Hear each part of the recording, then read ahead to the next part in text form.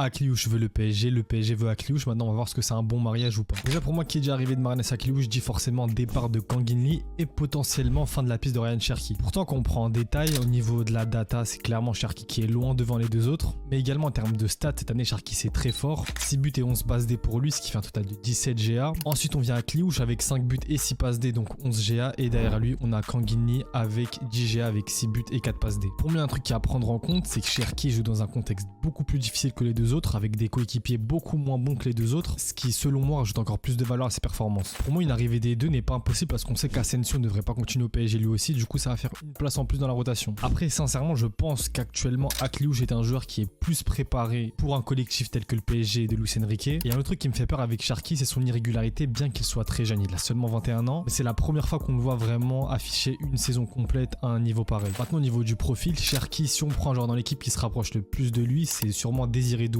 Dans le profil un petit peu dribbleur, déstabilisateur par la passe ou par le dribble. Quant à Akliouche, bien que c'est un joueur qui dribble, on est sur un joueur qui a déjà un jeu beaucoup plus propre entre guillemets que Cherki. Les deux évoluent un petit peu dans le même registre de jeu. Cherki peut jouer à gauche et à droite, mais surtout dans l'axe, tout comme Désiré Doué d'ailleurs. Quant à Akliouche, il va jouer principalement à droite, mais aussi dans l'axe. Personnellement, si Paris peut faire les deux cette année et remplacer Asensio et Kangin Lee par ces deux cracks, pour moi on peut pas cracher dessus. Et selon moi, c'est ensuite à Luis Enrique de savoir les faire jouer entre eux avec déjà les joueurs qu'on a au club. Mais pour moi, une arrivée des deux va être compliquée. Et si je dois trancher aujourd'hui, je prendrais plus Akliouche qui selon moi est plus préparé qu'un Ryan Cherki aille dans un club comme le PSG, bien que selon moi Cherki intrinsèquement c'est au-dessus d'Akliouche. Selon vous, est-ce que le PSG doit faire les deux ou en choisir un des deux, et si oui, lequel?